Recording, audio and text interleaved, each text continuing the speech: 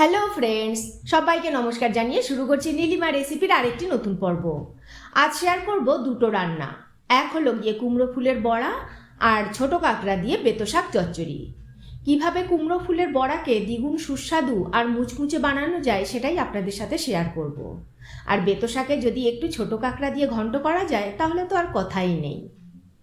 আমি কিভাবে কুমড়ো ফুলের বড়া আর এই ছোট কাঁকড়া দিয়ে বেতো শাকের ঘন্ট বানাই সেটাই দেখে নেব আজ। এইরকম বিভিন্ন ধরনের রেসিপিগুলো বাড়িতে বসেই খুব সহজে শিখে নিতে সাবস্ক্রাইব করে নিন নীলিমাস রেসিপিস চ্যানেলটিকে। আর আমার সমস্ত রান্নার আপডেট সবার আগে পাওয়ার জন্য বেল আইকনটা প্রেস করতে ভুলবেন না। তাহলে চলুন প্রথমে ছোট কাঁকড়া দিয়ে বেতো শাকের ঘন্টটা দেখে নিই। এর জন্য বেতো শাক কেটে ধুয়ে নিয়েছি আর একটা বেগুন ছোট ছোট করে টুকরো করে নিয়েছি।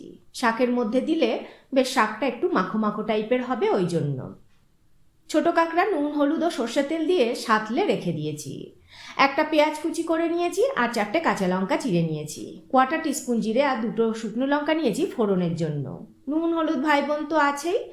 আর 1 চামচ চিনি নিয়েছি, শাকে একটু চিনি না দিলে ভালো লাগে না। প্রথমে দেখুন, আমি কড়াইয়ের মধ্যে 1/2 কাপ জল দিয়ে দিয়েছি আর এর মধ্যে এবারে শাকটাকে দিয়ে দেব। এরপরে বেগুন কুচিটা দিয়ে দেব, হলুদ দেব আর নুন দেব। নুনটা কিন্তু বুঝে দিতে হবে, কারণ শাক সেদ্ধ হলে তো কমে একটুখানি হয়ে যায়। আর তাছাড়া কাঁকড়া সাতলানোর সময় ওর মধ্যেও নুন দেওয়া হয়েছিল, ওই জন্য একটু এখন অল্প করে দেব, দরকার হলে আমরা পরে আবার দিয়ে নেব। এবার সাতলানো কাঁকড়া দেব ওর মধ্যে,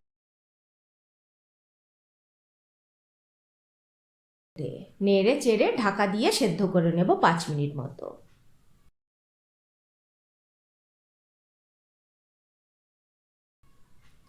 মাঝখানে একটু ঢাকা খুলে নেড়ে চেড়ে দেব যাতে তলায় লেগে না যায়।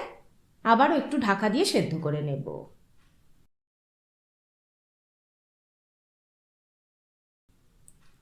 শাক আমাদের সেদ্ধ হয়ে গেছে দেখুন, এবারে নামিয়ে নেব। এবার কড়াইতে 2 থেকে 3 চামচ মতো সর্ষের তেল দিয়ে দেব। শুকনো লঙ্কা আর জিরে ফোড়ন দেব। শুকনো লঙ্কাগুলোকে একটু মাঝখান থেকে ছিঁড়ে দিয়েছি যাতে তেলের মধ্যে শুকনো লঙ্কার সুগন্ধটা খুব সুন্দর মিশে যায়। এবার এর মধ্যে পেঁয়াজ কুচি আর চেরা কাঁচা লঙ্কা দিয়ে দেব। ভালো করে একটু ভেজে নেব।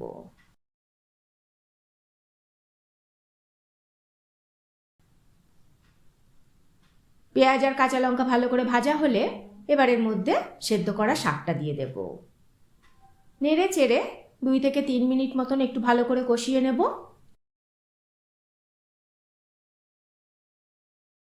এবার নুনটাকে চেক করে সামান্য একটু নুন দিয়ে দিলাম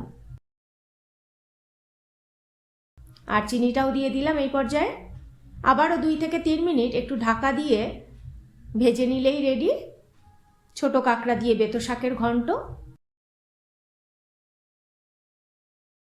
দেখুন দেখতে কি অসাধারণ হয়েছে, আর খেতে তো হয়েছিল দুর্দান্ত। এবার করব কুমড়ো ফুলের বড়া। এর জন্য আমরা কি কি নিয়েছি চলুন দেখে নিই। এখানে 1/2 কাপ মতো আমি বেসন নিয়ে নিয়েছি। নুন হলুদ ভাই বোন তো আছেই। 2 টেবিল চামচ চালের গুঁড়ো নিয়েছি।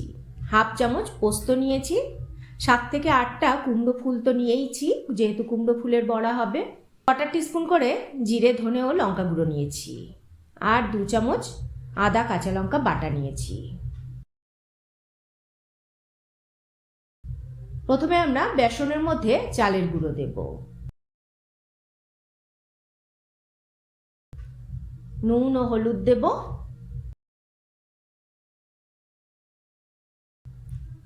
এবারে জিরে ধনে লঙ্কা গুঁড়োটা দিয়ে দেব, আদা কাঁচা লঙ্কা বাটাটা দেব।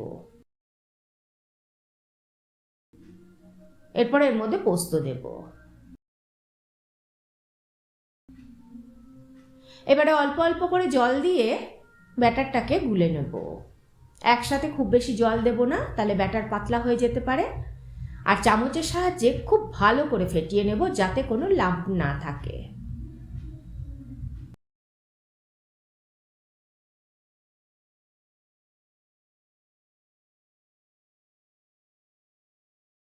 সব শেষে চিনি দেব। ভালো করে মিশিয়ে নেব। দেখুন কনসিস্টেন্সি কিন্তু এই রকম থাকবে। এবারে ঢাকা দিয়ে রাখবো। এদিকে এবারে ফুলের বোটাগুলোকে ছাড়িয়ে ভেতরের যে একটা অংশ থাকে সেটাকেও বের করে নেব বোটার সাথে। এবার এটাকে ধুয়ে নিয়েছি ফুলগুলোকে। এদিকে প্যানে বেশ খানিকটা তেল গরম করতে বসিয়ে দিয়েছি। আচ্ছা, আমি একটু গরম তেল কিন্তু ব্যাটারের মধ্যে দিয়ে ভালো করে ফেটিয়ে নিয়েছিলাম। এটা ভিডিওতে শ্যুট হয়নি, ভিডিওতে আমি অন করতেই ভুলে গিয়েছিলাম, এর জন্য ক্ষমা করবেন। আমি ওই জন্য মুখেই বলে দিলাম। ব্যাটারের মধ্যে গরম তেল দিয়ে ফেটালে খুব সুন্দর মুচমুচে হয়। এবার কুমড়ো ফুলের বড়াগুলোকে ব্যাটারের মধ্যে চুবিয়ে নেব আর ফুলের মধ্যেও একটু ব্যাটার ঢুকিয়ে দেব। তারপরে এটাকে তুলে ব্যাটার সমেত একটু হাতের মধ্যে একটু ব্যাটার সমেত তুলে তেলের মধ্যে ছেড়ে দেব। এইভাবে সব ফুলগুলোকে আমি ভেজে নেব।